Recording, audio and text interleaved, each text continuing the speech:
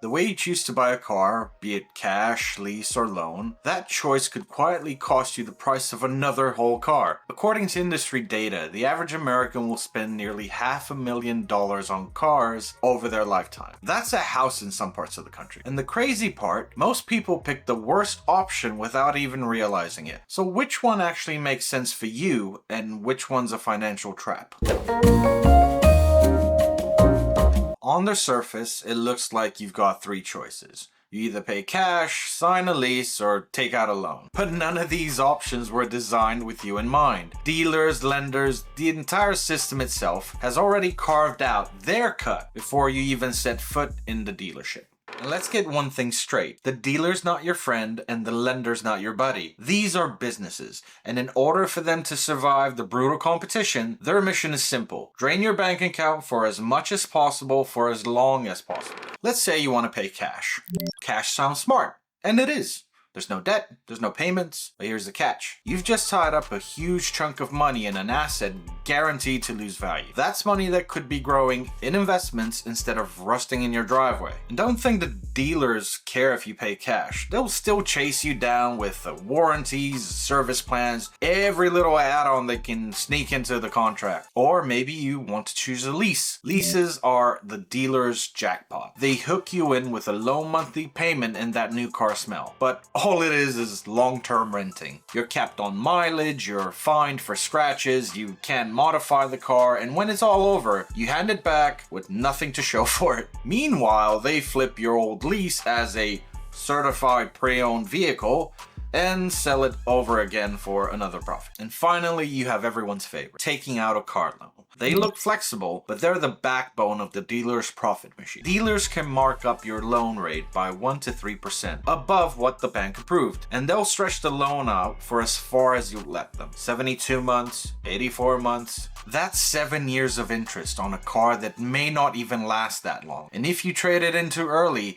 you roll negative equity into the next deal. Now you're paying off 2 cars with 1 loan. So yeah, those are your 3 choices. Whether it's cash, lease, or loan, the game is stacked against you. And just when you think you figured it out, there's another trap waiting. Because here's the thing. It's not just how you pay for the car. The car itself and where you buy it can wreck your wallet just as bad. So let me explain. New cars tank in value the moment you leave the lot, okay?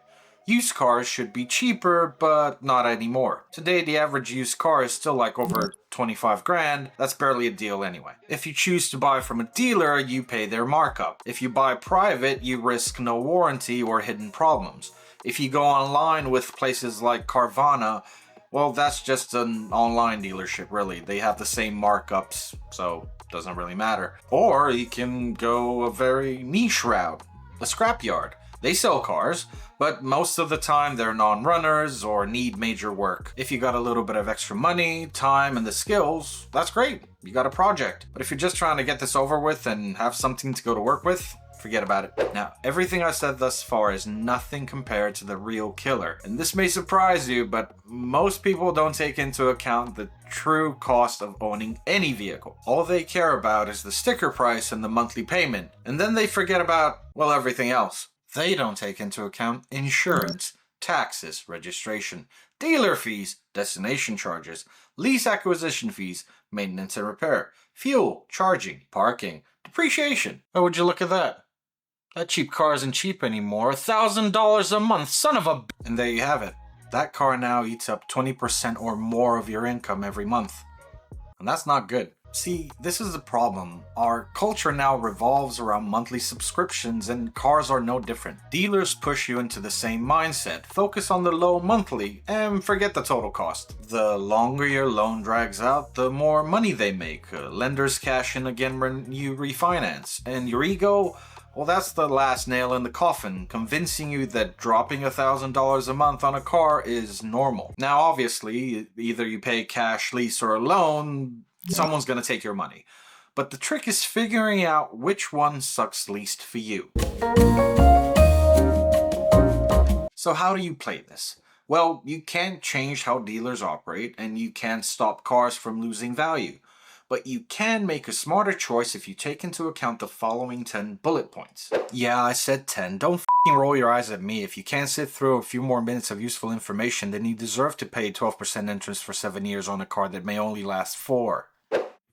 Here, keep an eye out for this lemon while I talk. First, decide what the car is for. If it's your first car, if you need it for work, reliability beats everything. If it's a pleasure car, you got different rules. If you put 20 to 30,000 miles on it every year, forget about leasing. But if you drive less than 10,000 miles, a lease might actually save you money. Just know that you'll never own the car. Your situation matters more than the dealer's sales pitch. Second, new versus used. New cars tank up to 20% in value in the first year. Used cars aren't cheap anymore because the average is 25 grand. But buying a 2 to 3 year old reliable model usually wins. You skip the worst of depreciation and the car still has life. Scrapyard cars, well, only if you know how to wrench and if you want a project, not just daily transport. Third, where you buy matters. Dealers exist to sell loans, not cars. That's why they love stretching payments and stuffing add-ons. Private sellers are usually cheaper but riskier with no warranty. And online sellers like Carvana, well, they're just an online dealership with the same markups.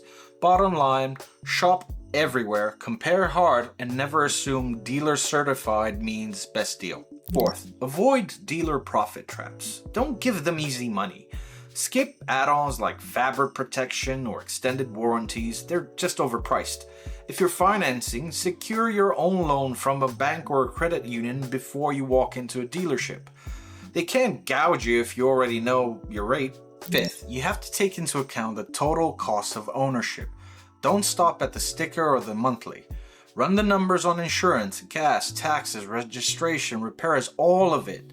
If that number eats more than 10 to 15% of your income, the car isn't affordable. Just walk away. Number 6 is about negative equity traps. Don't just roll old debt into a new loan. If you're underwater, just drive the car longer or pay it down before you trade.